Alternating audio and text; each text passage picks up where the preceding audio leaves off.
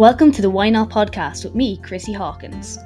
In a world where everybody asks you why, I'm here to ask why not. So sit back and relax or walk and listen and join me on this journey as we try to answer this never-ending question: what makes people say, why not?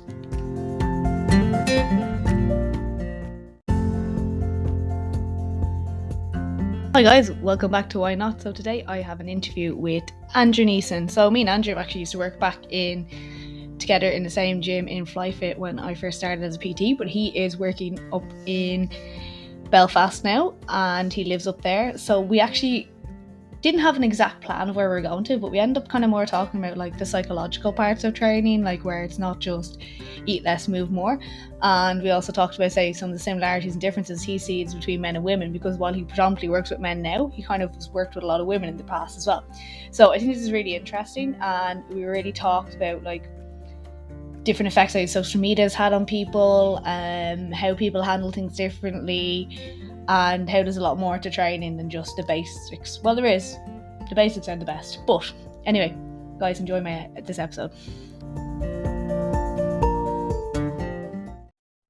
Hi guys, welcome back to Why Not. So today I have got a guest for you. I have Andrew Neeson. So he is an online coach and self-professed Lord of Coaching. He may regret saying that to me.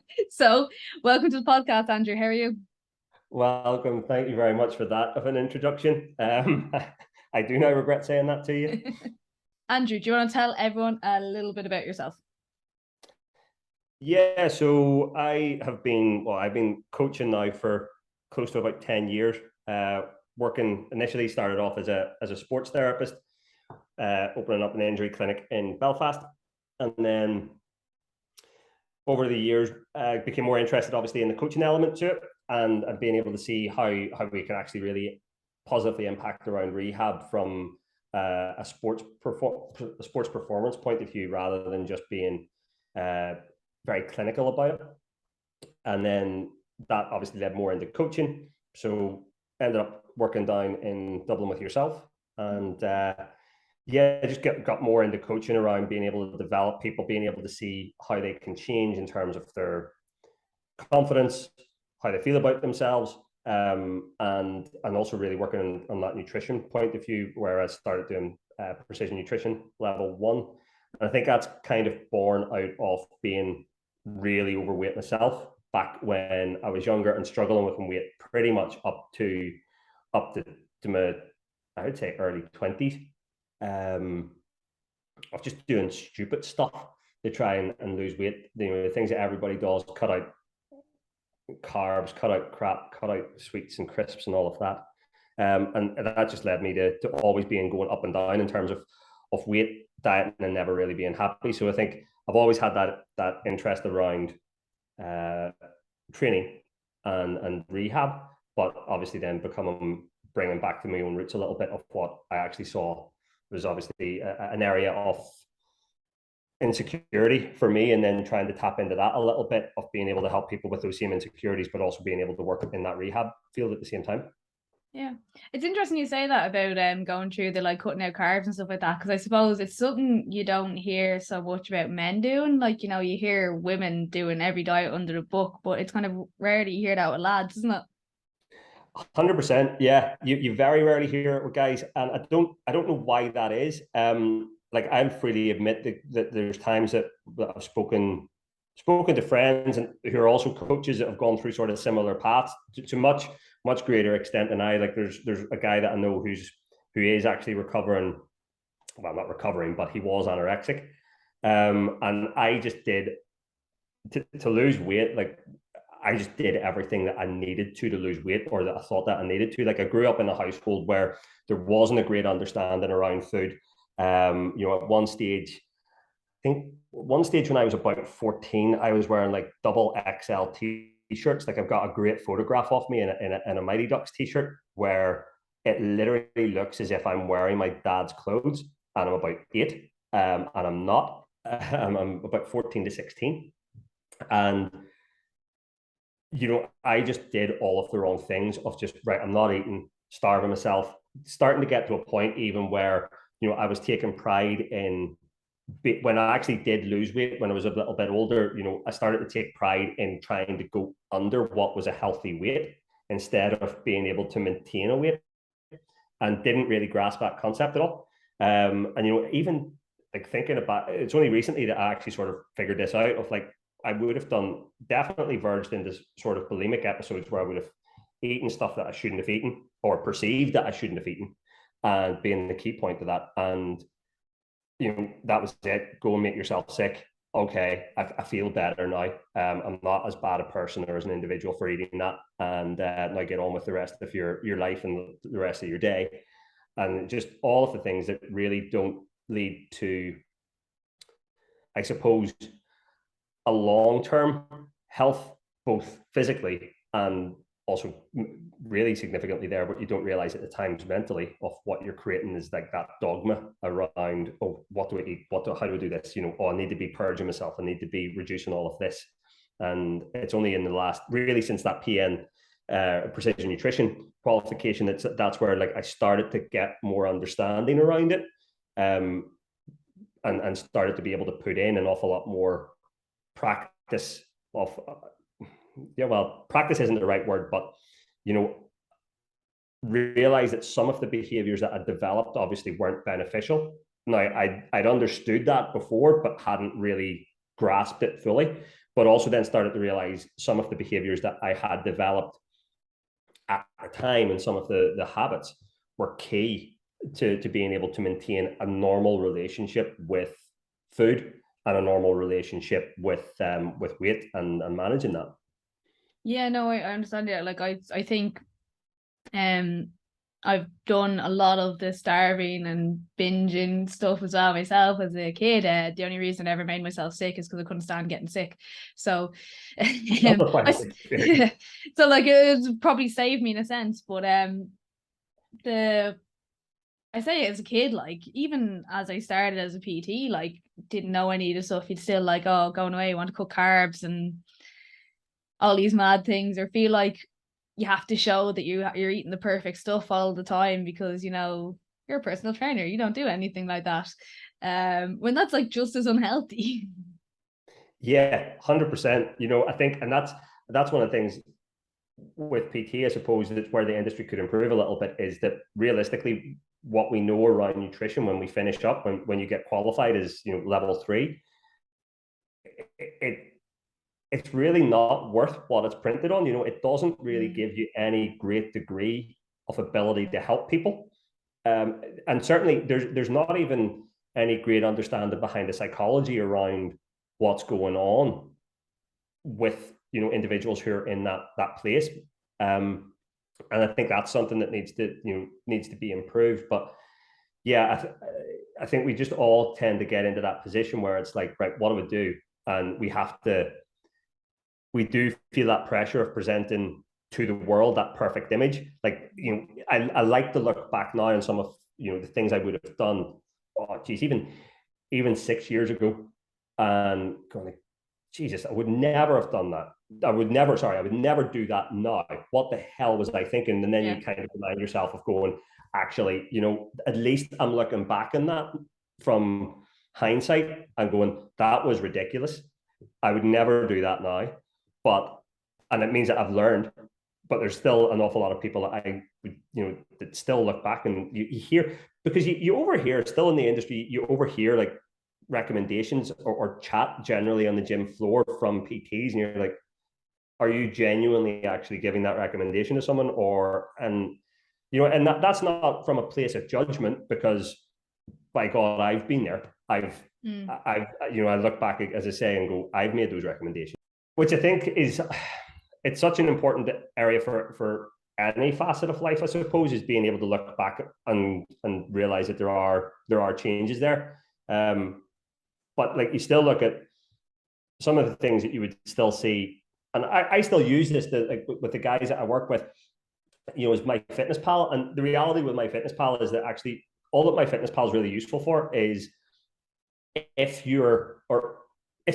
realistically, it's most useful if you're trying to get into contest prep shape and you're looking at being on stage in a pair of budgie smugglers or a bikini, And like, you're going to want to look good. You want everything down and dialed into that nth degree, because ultimately you are putting yourself on a stage to be judged on how you look. That is mind-blowingly mental to me. There's no way I would ever want to do that, but I get that people do it. But yeah, what we you see is like that reverse engineering off it, of going, all right, well, let's take this, because this guy looked ultra lean, or this girl, her legs and backside looked fantastic, so we'll do exactly the same thing that they did. And we kind of miss out again around that sort of mental point that actually, in these two populations, being, well, not two populations, but one population of being, ultra competitive bodybuilders and physique competitors, that they're also the population that tends to, within sport, that tends to have the biggest the biggest issues around disordered eating and development of those conditions, because it is where you want to be. So it's like my fitness pal, and I still, like, it's not to say I don't use it. I do use it with guys, but it's from a point of view of going, right, I want you to see this in black and white, of going and breaking the dogma around good food and bad food, and understanding that actually, yes, you can have a pizza and still lose weight. But what's important there is the calories, but also then from the point of view of going, see that food that you think is good, yes, it's fine, but it still has an awful lot of calories, which means you need to be working on the back end of what you want to eat around that. Is that the choice that you want to make here, or do you want to make a different choice? It might actually be better for you to have the perceived bad food and have fewer calories within it than it might be for you to be eating that healthy food or good food. Yeah, no, exactly. Yeah, my fitness pal, it's grand. It's good for it's good for calculating and showing you what you're eating. Yeah. That's about it. Like, oh God, yeah. Do not ever take their recommendations on how many calories you should be taking. No, definitely not. And also don't connect it up as your step counter, which is like the worst thing in the world. Thing in the world. Do you think that, like, do you find so, like, clients still think that you would be in that, like, pinnacle of health, all you eat is good food, for want of a better description, and stuff like that? Like, would they ever, like, expect you would need a pizza or something like that? Do you ever get people saying stuff like that, like, you sure probably never eat anything like that? Yeah, 100%. You get that all the time. Of like, oh, you wouldn't know it. It's not even so much like you wouldn't know what it's like, but it's more, you would never eat anything like that, or I'm sure you would never do that. And it's like, well, no, I do. Yeah, I went out to Oktoberfest and had a couple of drinks at Oktoberfest on Saturday, and then had a pizza when I came home. I'm also dieting at the moment to go away on holiday, but I didn't not do that part of the routine, because it's just, now it's like I need to have an element of normality, because if I don't, I can't stick to it. And it's just looking at how you work that into your, I suppose, your daily life and what you do differently. What I was saying to guys an awful lot of time, like, you've got three options realistically from that, is to be working that you've got a few calories saved up, I suppose, or that you take it out on credit and then you pay it back the following week, or you just realistically chalk it off and go, right, I've planned it in. I'm not off plan. This isn't something that wasn't supposed to happen. It was always there to happen. So I haven't fallen off plan, but I'm going back to that system and that process that I had in place to be able to give me that end result. And I'll just allow that system to deliver for me over the course of the week, rather than having to make any massive changes to what you're doing on a daily basis. But yeah, I get that all of the time. And definitely, like what you said earlier about, looking back at stuff now, it means that you've grown. And I think I love, sometimes Instagram and Facebook are fantastic for that. Sometimes they give you a memory that you're like, I really didn't want to see that. But there's definitely photos. I definitely went through that phase, even 7-8 years ago, where it was, you took the photograph of your food to post on social media to show everybody how clean you were and how healthy you were. Like, at the same rate, I can't remember which comedian it is, but what did we do before that of just running around the neighbors? Look what I'm eating, and knocking on the door. And the ridiculousness of that, of going, right, this is, and again, because now we understand so much more that the likes of social media is is your highlight reel. So Yeah. you can be posting all of those photos and going, oh, look what I'm doing. This is how healthy I'm being. And look at this. And then in reality, that's not where you're at. And you probably know, I definitely know of a couple of people in the industry who, and that's where I would probably get a little bit frustrated with it, would be that's their social media feed. But in reality, we know that they're not doing that and then sort of feeling bad, like they're going out and having their McDonald's, and then they're feeling bad and they're coming in right and going, I'm going to go on a Stairmaster for an hour to be able to counteract that impact. And you're going like, how is that realistic for your client? How do you help them understand where you need to be? Because if you're turning around and going and doing an hour gym session and then doing another two, like most people don't have the ability to get into the gym realistically for an hour 5 days a week. Yeah. So you're not going to be able to help them out if you're going, oh, well, I haven't had a McDonald's, but I went and did a strength training session earlier this morning, and then I went back in later on and did another hour in the Stairmaster. Yeah, no, I get it as well. I suppose as well, like you're saying with them, when you were posting those photos, like you weren't posting your points at the weekend, were you? No, definitely not. Definitely not. I did mean to put up the photos from the weekend this weekend, but I didn't get around to it. I haven't been that active on social media recently because it's just not a good place to be at times. But yeah, I haven't posted those yet, but I will now that you bring it up. So you mostly work with guys now, don't you? Yeah, so I've worked. Well, I suppose I can work with different sort of subsections of the community at different times. I suppose that's one way of putting it. But yeah, like back in Dublin, it was generally an even mix. When I moved back to Belfast, more work with women, and now trying to work more with guys. Definitely because I suppose it's that realization that, well, I've had this realization before, but I am a man, and I know what those problems are. Like I've experienced them. Whereas, and it's not to say that I can't empathize and understand that, because they've definitely helped the girls that I've worked with in the past. But there's also then a range of issues that I can't really empathize with. To the same extent, I'm not. Well, I suppose this sounds a bit strange, but generally guys don't tend to be bitchy about one another. You're not going to get a sly comment from a fella to another one. We tend to be much more in our own head, in my opinion. I could be wrong with that. But we won't tell anybody else about that. We'll just sort of self-deprecate ourselves. Whereas women tend to have that more of an underhand kind of, I suppose that backhanded compliment. Yeah. At times, and like that's not to say that obviously that creates long-term problems that you can't help with, but there's definitely, I think, an element of being able to really zone in on how people feel, excuse me, and what their driving force behind looking better is, what their driving force behind feeling better is. And having had those experiences, I can relate to those an awful lot more than what it is for a female, I suppose.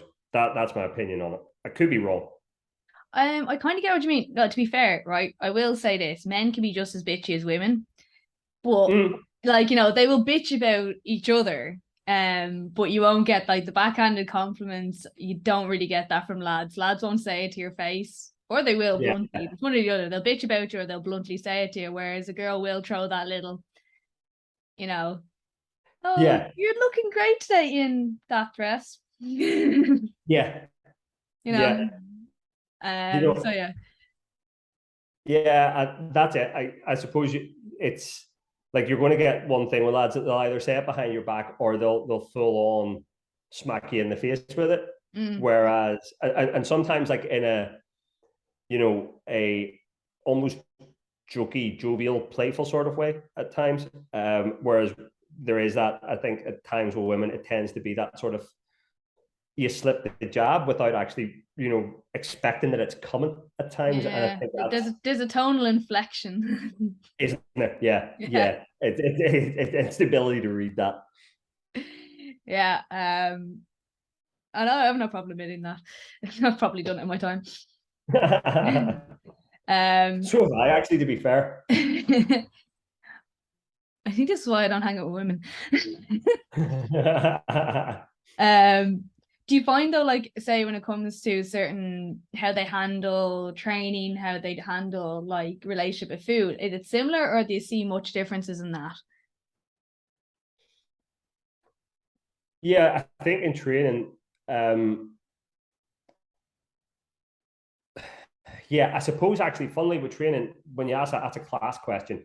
In my experience, what you tend to see is, or what I've tended to see, is that guys tend to be quite quick to go into the gym and just do whatever the hell they want. I've seen somebody do this, so I'm going to go and do this, or I'm going to go and deadlift, or I'm going to go and do that. Mm. And it's almost as if, it's that I'm a man, so I know how to lift heavy stuff from birth. Women tend to be much more cautious around doing that, and tend to stick to the things that, well, like the reality of that is that most of us tend to stick to the stuff that we're comfortable with, regardless of Oh, what the situation is. But women will then tend to stick an awful lot more to, and for good reason. Like I remember the gym I used to work at in East Belfast. I remember going into that back in 2010, and I remember training in it. And again, to point out, I'm a guy. I felt insecure in the free weights area. It was an intimidating environment. mm. And I even remember having somebody come up to me in the free weights area one night and tell me off. And it wasn't like a jokey telling me off. He Mm. wasn't happy with how I was doing something, so he came over and felt that he could tell me off that wasn't the way it was done. And I can understand why women therefore would be a little bit more sort of hold back from that. And it still happens. There's plenty of gyms across the country and plenty of gyms around the world that'll still happen, which is something that needs to change, to be fair. But I think then with nutrition, that's like, I would, one of the big things that I always would have asked, when I was chatting to women and we're potentially looking at, right, I want to create this result, and you're looking at, okay, so what are the obstacles to that? And you're like, right, so what are your challenges around nutrition? And I actually had one a couple of days ago, because although I predominantly work with guys, I would still take on the odd female client, provided that I feel that I can help them. Mm-hmm. And it's like, yeah, I don't have any problems with nutrition. I just cut out carbs. I just starve or cut out carbs. And I'm like, okay, so your perception is that you don't have any problems with nutrition, but the reality of that is very, very different. Whereas guys tend to be the ones then that come in and start asking about, well, what should be my macros? How many, what should be my Mm. protein? What needs to be this? So it tends to be like the inverse around training and nutrition. Guys tend to be more like overly confident around the training element, Mm. and then really, in my opinion, insecure is probably a strong word, but unsure maybe in around nutrition, whereas women tend to be much more unsure around the training element, but then overly confident around the nutrition element. And I suppose, like, when you look at, and this is maybe a gross generalization, but there's not the amount of media that is aimed towards women, and not even in relation to, it doesn't need to be like a health magazine. It could be something Mm. like Life or Hello or something like that. But the amount of information is sort of directed around, oh, you need to be eating this, or this is the perfect diet, or this is so and so's diet. She's cut out all of this. It's probably no wonder why women tend to go, oh, I know exactly what I should be doing around this. I need to cut out carbs, and I need to be doing that. And guys are tending not to get that sort of, they're getting more of like the magazine where, I suppose, the stereotypical men's health, and it's like, go in and do these sets, do these reps, do that, and therefore they're not getting anything around nutrition. So that's where they're like, oh, I should be working harder on this, and this is where I need help with. How much steak do I eat? Exactly. Is it steak for breakfast, lunch, and dinner, or two for breakfast and one for dinner? Or should I have chicken for lunch? Yeah. Yeah, no, I think you're absolutely right, and I do think the magazines and stuff have a lot to blame for that. Like, it's very hard. I say if you walked into a newsagent now and looked at the women's magazines, that 9 out of 10, if not all of them, would have do this day to lose 10 pounds in a week, or Kim Kardashian's latest way to, blah blah blah blah blah. Yeah. Get this surgery effect without actually getting surgery. Yeah. Mm. Yeah. And I think that it's more helpful. Sorry, it's more harmful than helpful Yeah. in an awful lot of instances. If you look, even I was thinking about this earlier, and obviously it's a very difficult subject to really go into because it's quite expansive. But you look at what the HSE advice there, what was it yesterday, and the guidance around obesity, changing it to a chronic condition rather than a lifestyle choice and lifestyle choices. And the way I heard that introduced in the radio was, and I'm not even joking about this. So it turns out that moving more and eating less is not a good way of being able to lose weight. And like, is that really the level that at the and I don't know. I have to admit, it's good to see that obviously there's an element of going within the medical professionals to, right, this isn't just you need to eat a little bit less, you need to move a little bit more, because if it was that simple, holy shit, it would be really, really easy. Yeah. And there wouldn't be an obesity element in the world. But it's just I think I would like to think any fitness professional, any coach would be able to say it's not as simple as eat less, move more. And the fact that anybody potentially thought that, and again, it kind of maybe media has an awful lot, because that's a real hard-hitting sort of statement to make. It does make you sit up and take notice a little bit, but at the same rate, if that was sort of the overriding thought process, is it any wonder why this has been it is such an issue for an awful lot of people? Yeah, no, you're right. It's that whole, like, I suppose you're hearing on the radio, it's their version of clickbait, so you pay attention. 100%. Yeah. 100%. Social media isn't helping the situation. Like, with all the feckin' shite people can sell online. Like, I saw earrings that'll help you lose weight last week. An ad. That they're not going to work for me. I haven't got my ears pierced yet, but I would consider them. I've like 10 piercings, so like I'd be a skeleton if I put them on. Yeah, that's it. Definitely. I had a conversation with somebody 2 days ago about this, because I was on.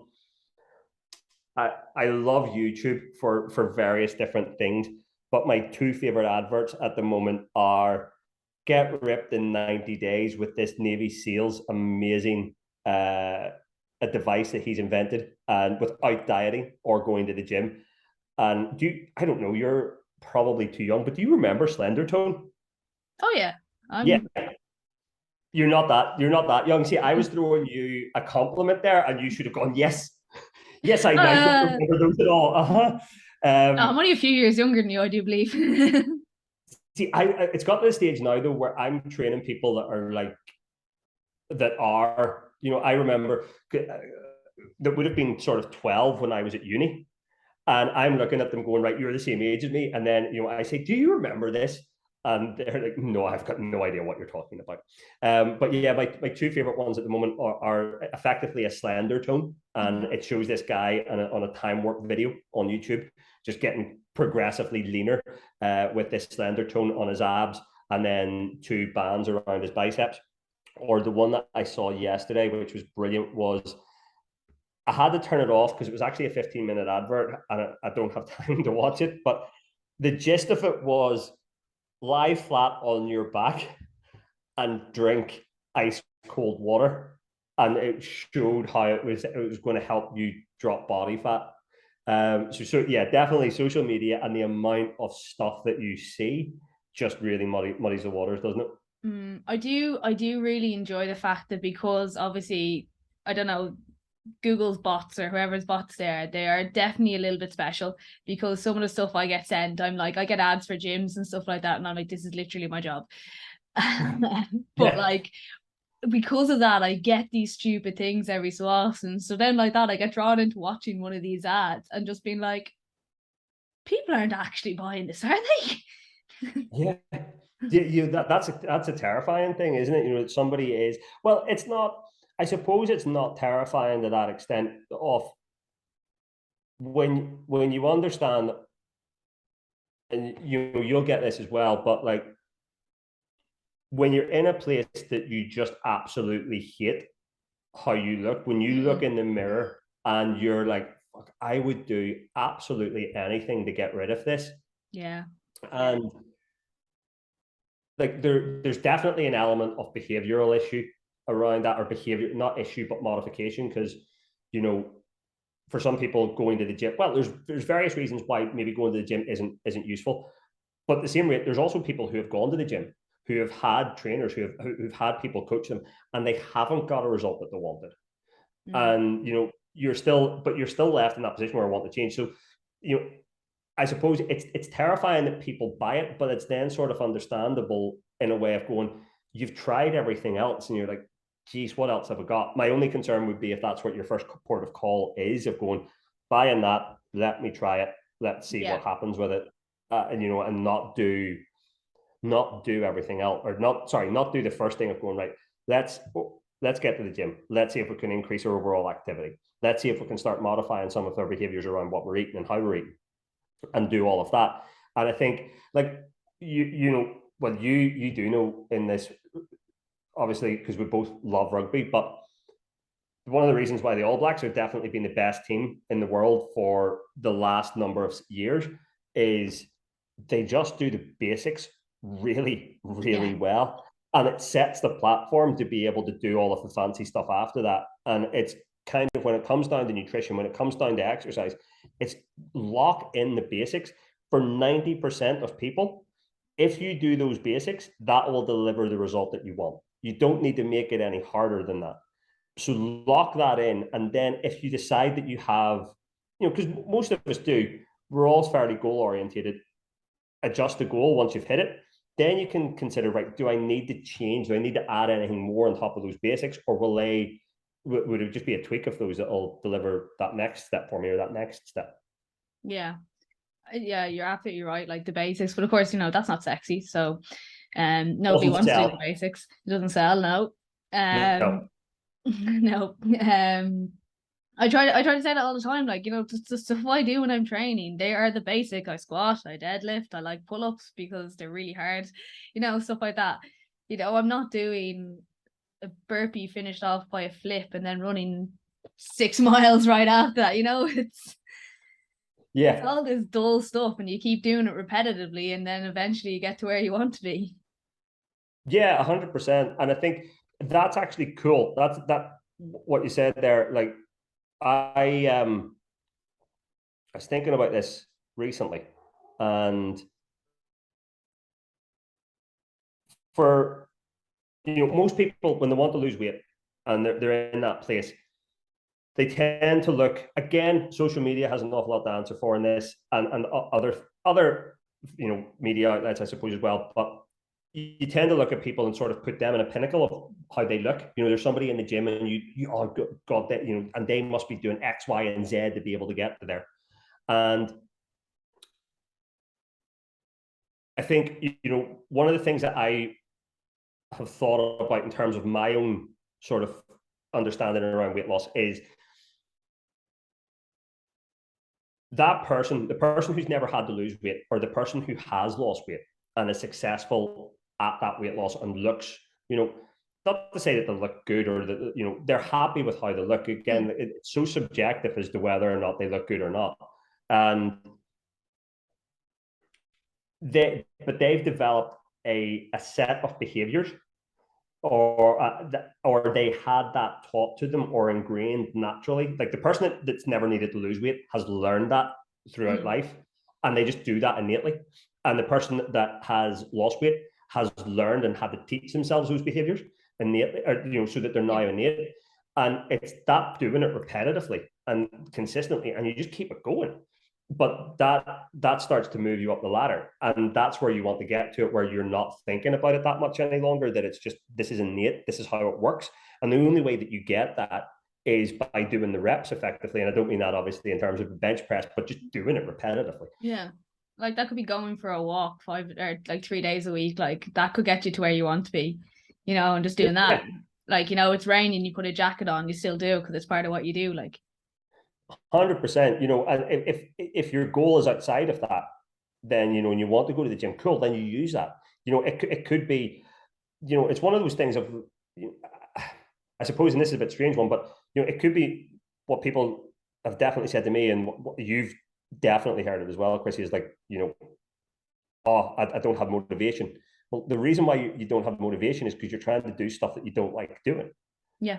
Why are you doing that? Change the system so that it's something that you do like doing. If you don't, personally for me, I hate running.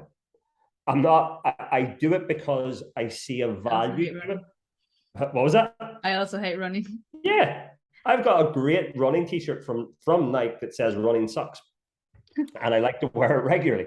But I do it because there's a value to it that I can go, okay, I don't enjoy this, but there's something that I'm going to get from it, which is more important to me. And therefore I can do it. And that's going to be around fitness and, being able to have effectively, I suppose, a cardiovascular system that is working. I want to be fit on multiple levels, so strength and aerobically. But if you don't like doing that, don't do it. But yet the amount of people that will go into a gym and go and run on a treadmill, yeah, and then go, I hate going to the gym. Is it any fucking wonder? Because if you're anything like me, you don't enjoy that. And it put me on a treadmill to run. I had to do it last week, and it's the most boring thing in the world. At least if I'm out running down the street, there's stuff passing me by, and I know when I'm coming to the end, instead of looking to the clock of going, holy shit, is that only a minute? Yeah. And but it's change it.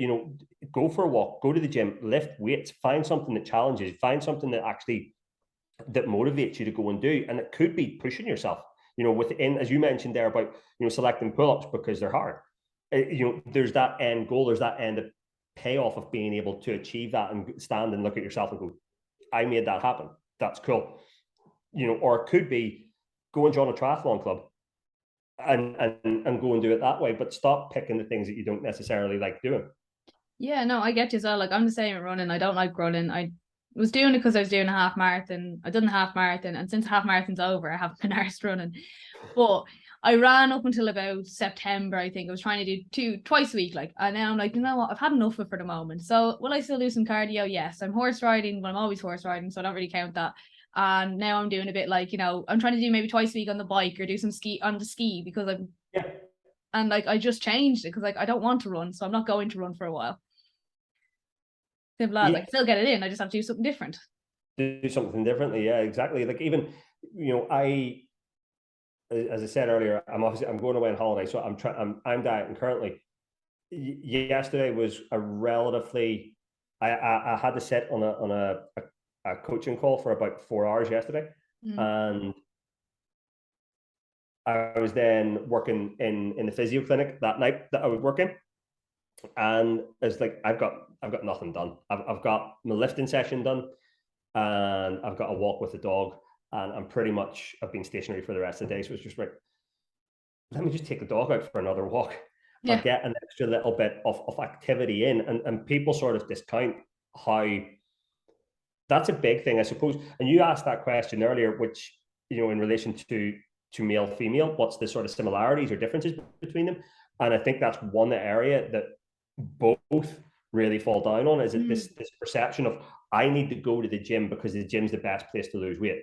And in reality, it's actually not, because you're not burning that many calories when you're there. Like, yeah, you're burning, if you've been sitting in your backside working because you have to, yes, you're burning more calories than what you're doing from that point of view. But your overall activity and how active you can make that day is just going to that's going to burn for you, or not burn, but it's going to deliver so much more, as well as being able to go to the gym. Yeah. And then I think the big one that I've been speaking to people regularly about is the perception that the harder you work in the gym, the more calories that you burn. So you see people going in and smashing stuff out, and sweats off them, running off them, and you're like, yeah, but you've only done 10 minutes of work, and you've only been able to maybe work 5 of those 10 minutes, and you've burnt 50 calories. You've only, it's like that. This concept of, right, I need to go and smash myself, I need to push myself to the absolute limit when I'm there. And the truth is, it doesn't actually really burn that many calories. So it's having the exact opposite impact. You would be much better going for a long walk. Now, that's not to say of what, that's what you should be doing rather than going to the gym, but it's focusing in on what is the purpose of your training. You're going to try and focus in on that purpose from a fitness point of view. Like, what is it given to you fitness wise? As you said there, instead of going for a run, you're going to use the ski, but it's giving you that same adaptation. Yeah. That's what you're looking for. But if you're going there to go in, right, and I'm going to work as hard as I possibly can to burn as many calories as I can, that's the wrong mentality to be going in with, because it's not going to work that way. And years ago, somebody said it to me, I can't remember who it was, but it was really, really true, of going, like, if you can go into a spin class, like, the spin class is fantastic. I've done them in the past. I do enjoy them in terms of like cardio. I would much prefer going out on a bike than I would do to go for a run. But I'm also aware that to go out on a bike and to burn sort of equivalent calories, if you're looking at it from that point of view, I've got to do a couple of miles to do that, and then that comes into time. Whereas if I go for a 5K run, I'm looking at 30 minutes, and it gives me something similar to that. But it would come down to, like, if you can go to a spin class and you can burn 500 to 600 calories in that spin class, definitely people do it, depending on how hard they're working and intensity. Guess what? They're not the people, though, that have difficulty losing weight. If they're already where they want to be, they're already pushing the button where they need to be for that. If you're coming into a gym, you're overweight, your work capacity is relatively low in comparison to somebody who is fitter, they've done more work, they're going to be. And it's not a case of being ashamed of that. It's just the reality of what's being done. And you're trying to improve yourself. You're trying to take that, those first couple of steps in the ladder. I'm not saying don't go to a spin class. It would just be more along the lines of, you're not going to go into that spin class and burn 500, 600 calories. It's just not going to happen for you when you get fitter, when you are closer probably to, the weight. Or I don't like using that term, because, that's a different off tangent to the conversation, but we all tend to use weight as that sort of measure of, am I progressing? And going, like, nobody in your life has ever said to you that you're very sexy, 65 kilos. Nobody's come. You're looking for a very good toned 80 kilos a day. Well done. Good on you. Most people are going to look at you and go, you look great. Have you been going to the gym? Have you lost weight? And it's based on how you look. But yet, for some bizarre reason, well, it's not for a bizarre reason. It's because, again, social media and media in general place such an emphasis on, Kim Kardashian now weighs this much. And it's like, well, actually, what you're really looking to do there is to change how you look. You don't care about your weight. So let's start looking at that as the metric. But I've done that actually with people before, because they're like, oh, people compare themselves to me loads or whatever, kind of, because I'm in good shape, whatever you want to say. But like, I'm like, okay, so how like, they're saying, oh, I can't believe I weigh this much. I'm like, guess how much I weigh? They're always way off. Yeah. And I'm always at least 5, if not 10 kilos heavier. Yeah. Yeah. Yeah. And that's it. Stop using weight as a metric. It's, as I say to guys, how confident are you if you're driving down the road, if you stick your hand out the window, that you'll be able to tell what speed you're going based on how hard the air is moving over? And you're like, you can't. You'll know you're going faster, you'll know you're going slower. So what you need there is to tell you, in terms of progress, is the speedometer. The scales are the same thing. So stop getting on them and expecting them, to be telling you, if you're looking better, or what as using it as a metric of success, I suppose, is the best way of putting it. It's just telling you how fast you're going towards the destination, and it's giving you more information, and it's giving you more data then to come back from what you've done over that week and make a decision of, what did I do well here? What could I maybe change differently? Okay, that's the part of the process that I need to be more focused in on rather than the end result. That's just the speed of telling you what way you're going. Yeah, exactly. That's a good way of saying it, actually. I never thought of that one. That's a really good one. I like that. The speedometer. Feel free to use that one. I might. The I like what you're saying as well about people coming in and trying to absolutely kill themselves as well. To like feel like they've done a good workout. Like that seems to be a massive, like that's across the board thing. Like people are like, oh, I didn't sweat that much, and you're like, so I like, I don't know what it is about me. I don't sweat a lot, so I could do 3 sessions a week and barely break a sweat. You know, when I train legs, I generally do, because that's horrible. Yes. When I do cardio, I do too. But like that, it's like, you don't, I suppose, again, I'm like, look, you don't have to be crawling out of the gym to make a change. No, yeah, exactly. Like, I was training today, and I was more upper body today. I didn't really start to sweat until I got to doing my arms. And it was because I didn't supersetted them, and that was, I wasn't getting the rest period. But yeah, and that is, and 100%, and people coming in and chasing, using calories of, I burnt this many calories in the gym today and it was good, and you're going, that isn't really the quality. That doesn't indicate the quality of the workout. It doesn't indicate what you've done. Yes, it indicates that you're active, but also you need to be bearing in mind is how you're measuring that, and going at that watch is what I think. What is it? It's something like 10 to 15% out. At least. Yeah, at least that.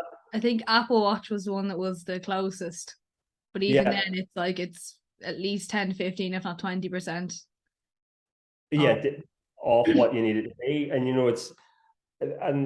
it's like, so what's the point of using that as a metric for how good your training session was if the tool that's actually measuring it isn't accurate? And it's not to say that I've got my watch, it counts calories, but I'm not looking at it from a point of view of going, right, that's 100%, I know I've got that amount of calories burnt. It's just more coming back to it and going, right, okay, the closer that is towards the 3,000 mark, the happier I'm going to be. But I'm not going into the gym to say I must burn 1,000 calories, 100 calories, 500. I'm just going in, whatever that happens from the gym is going to be, that's what happens for that hour. Especially, like, this as well, but you're going in, if you're lifting weights for an hour, what are we going to say, 15, 20 minutes of that's probably actually recovery time.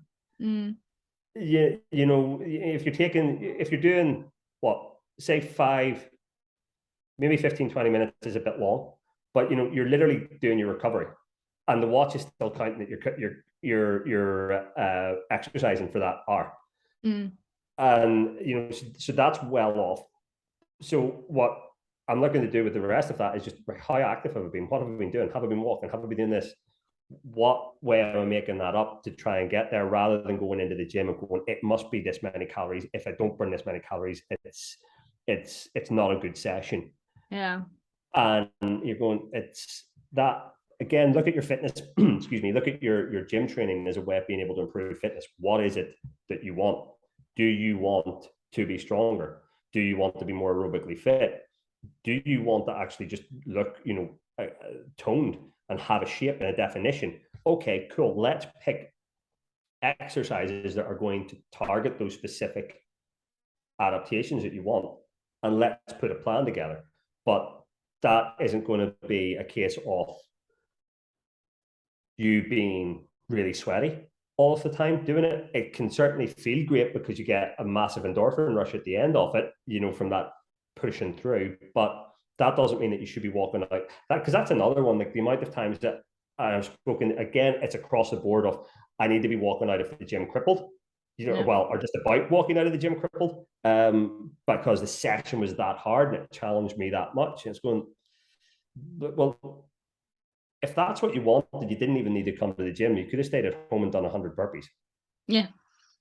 that you would have got the same feeling of that.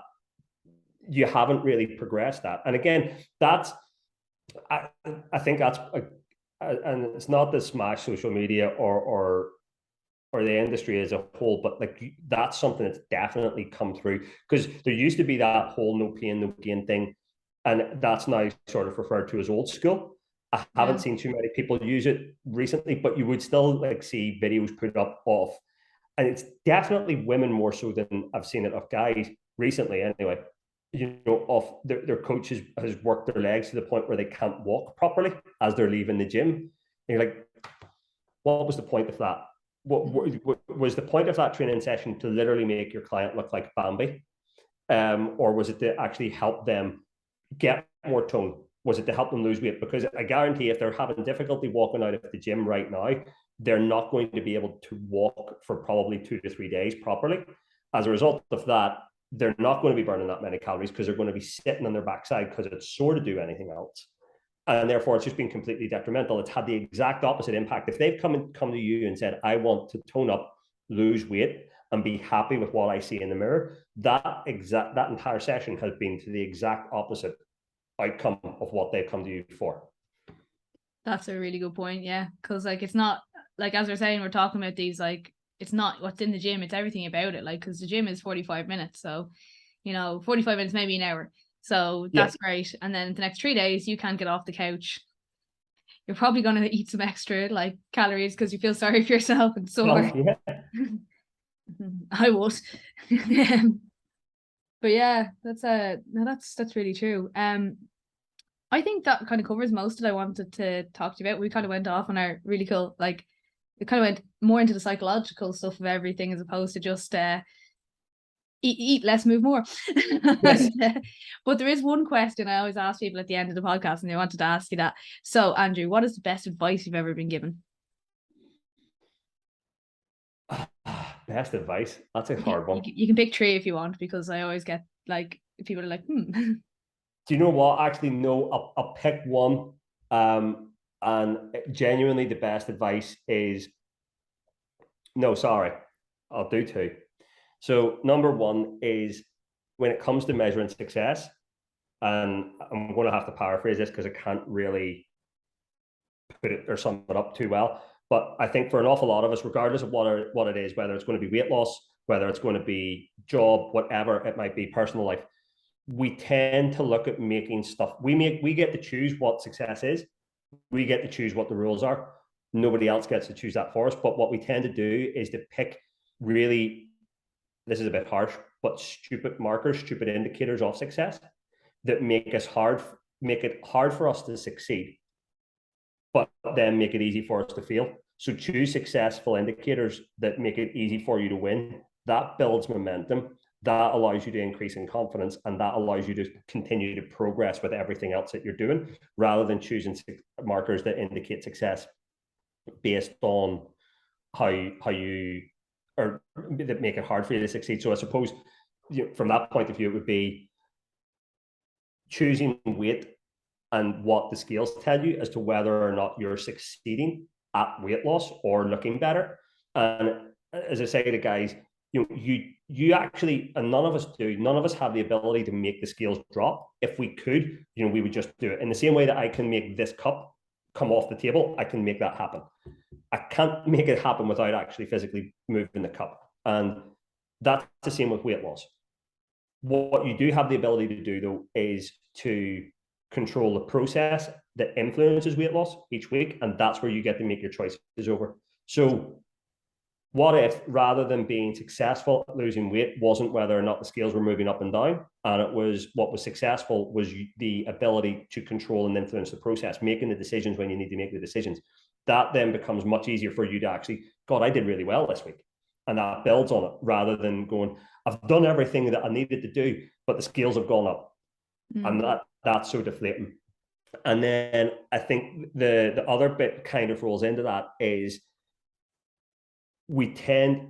it's actually simply review the process. And again, this applies to anything that you want it to, but we tend to keep doing the same stuff over again.